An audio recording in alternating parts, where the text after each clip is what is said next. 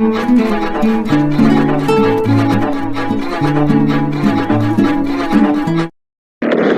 और इजराइल के बीच युद्ध से खुश थे, जिन्हें थोड़ा थ्रिल हो रहा था, जिन्हें थोड़ा मजा आ रहा था, जिन्हें अच्छे अच्छे विजुअल्स चाहिए थे। अब उन लोगों के लिए बुरी खबर है, और बुरी खबर हिंदुस्तान के हर नागरिक के लिए।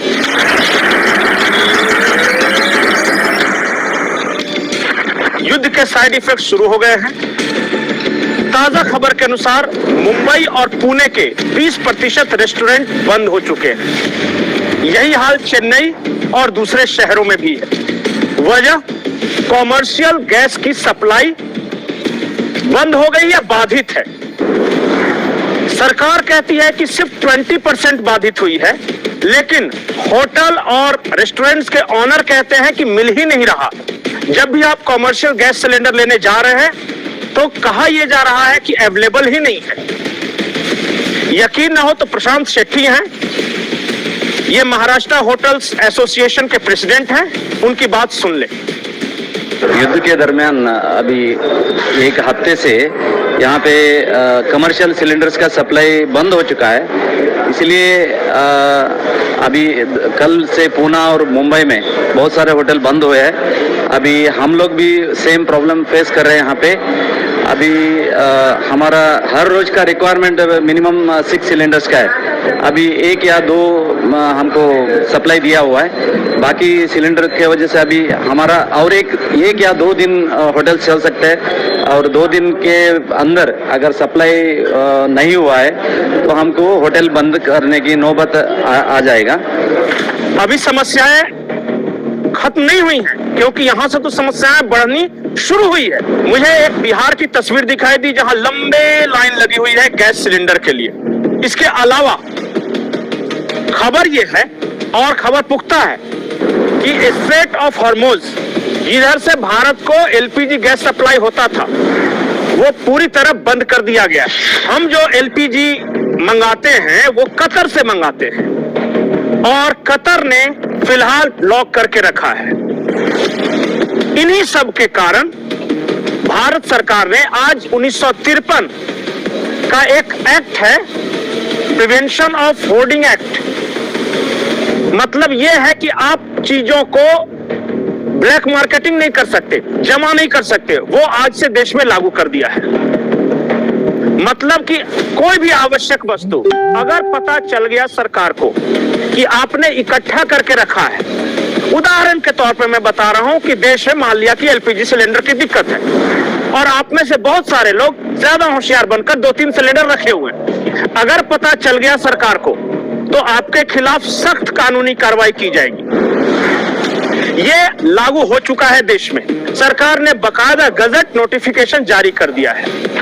पॉइंट नंबर 2, सरकार की ओर से अभी कुछ नहीं बताया जा रहा, लेकिन जब आप हेडलाइंस पढ़ना शुरू कीजिएगा अलग अलग शहरों में, तब आपको पता चलेगा कि दिक्कतें सच में बहुत बड़ी है। एलपीजी की दिक्कतें सिर्फ 10 जो बताया गया है सरकार की तरफ से 25 दिन का स्टॉक हमारे पास बचा हुआ है।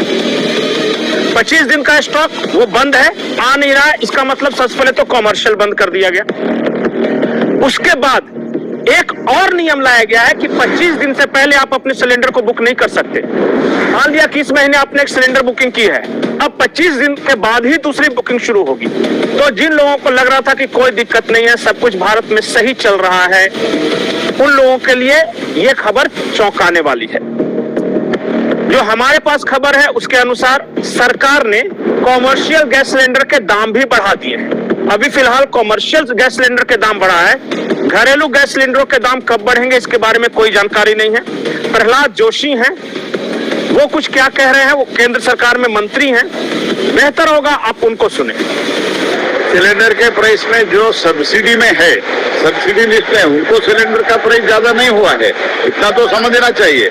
इंटरनेशनल लिस्ट के कारण जो डोमेस्टिक सिलेंडर ज्यादा हुआ है, लेकिन जो सब्सिडी लेते हैं, गरीब को देते हैं, उसके लिए जो हम एक स्कीम में दिया था, उज्ज्वला स्कीम में, उसमें जो था उनको ज्यादा नहीं हुआ है रेट।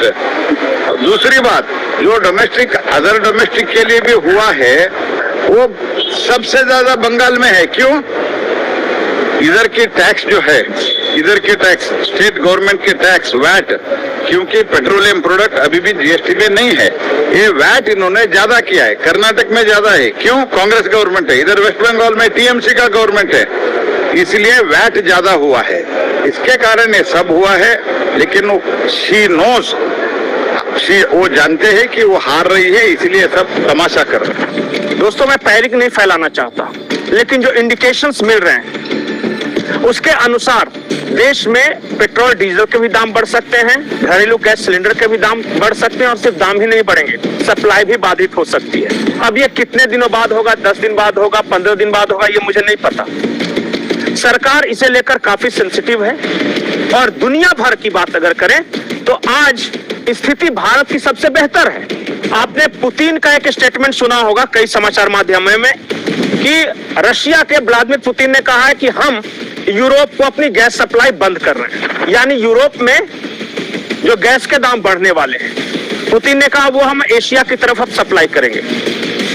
इसी तरह ईरान ने यह कहा है कि हम पेट्रोलियम और गैस जो दूसरे देशों को सप्लाई कर रहे हैं वो बंद करने वाले हैं। यही हाल कतर का भी है, यही हाल सऊदी अरबिया का भी है। तो जब इतने सारे देश जो कि दुनिया भर में गैस सप्लाई करते हैं, अगर उन्होंने बंद करने का ऐलान किया है, तो इसका मतलब कि जरूर कुछ ना कुछ असर होगा। हालांकि भारत सरकार लगातार बैठ के ले रही है, लगातार देशों से संपर्क किया जा रहा है कि किसी तरह सप्लाई बाधित न हो, अगर हो भी तो बहुत ज्यादा ना हो। लेकिन आपको संभल कर रहने की जरूरत है। अगले 1 महीने यानी 30 दिन बहुत क्रूशियल होने वाले हैं, या जब तक ये युद्ध चल रहा है, जब तक किसी की निर्णायक जीत या हार नहीं हो जाती, तब तक इसी तरह के सिचुएशन बनने की संभावना है। इसलिए जो लोग पाकिस्तान में पेट्रोल के बढ़ती कीमतों को देखकर, या फिर जो लोग एलपीजी गैस सिलेंडर के भावों को बढ़ते देखकर आसपास के देशों में हंस रहे थे, अब उनके माथे पर चिंता की लकीरें आने वाली है। अगले 1 हफ्ते में अगर ऐसी तरह चलता रहा, अगर भारत सरकार ने कुछ नहीं किया, तो 50% होटल्स और रेस्टोरेंट्स बंद हो जाएंगे। और अगर 1 हफ्ते में 50% होटल्स और रेस्टोरेंट बंद हुए तो उसका असर क्या होगा ये आप समझ सकते हैं। अगले 1 हफ्ते में हो सकता है कि आपको गैस सिलेंडर मिलने में दिक्कत होने लगे। फिलहाल सरकार ने कहा है कि जो घरेलू गैस सिलेंडर है उसमें कोई दिक्कत नहीं, जो भी है तो कमर्शियल गैस सिलेंडर में दिक्कत है, लेकिन असर आज न कल पड़ना ही। सबसे बड़ी बात यह है कि युद्ध हर किसी के लिए मुसीबत लाता है, जो लड़ रहा है वो भी और जो नहीं लड़ रहा है उसके लिए भी। भारत भले ही डायरेक्ट युद्ध न लड़ रहा हो, लेकिन जो सिचुएशन बन रहे हैं मध्य एशिया में, वो हमारी अर्थव्यवस्था के लिए सही नहीं। हम उनको अनाज देते हैं, बदले में उनसे पेट्रोल लेते हैं, अनाज की भी सप्लाई बाधित है, पेट्रोल भी नहीं ले पा रहे हैं। हमारे पास पैसे हैं, हम चुकाने के लिए तैयार हैं, लेकिन जो सिचुएशन है वहां पे, कल ही अमेरिका के प्रेसिडेंट ने कहा कि हमने 6 नेवल पोत जो है ईरान के उसको डुबो दिए।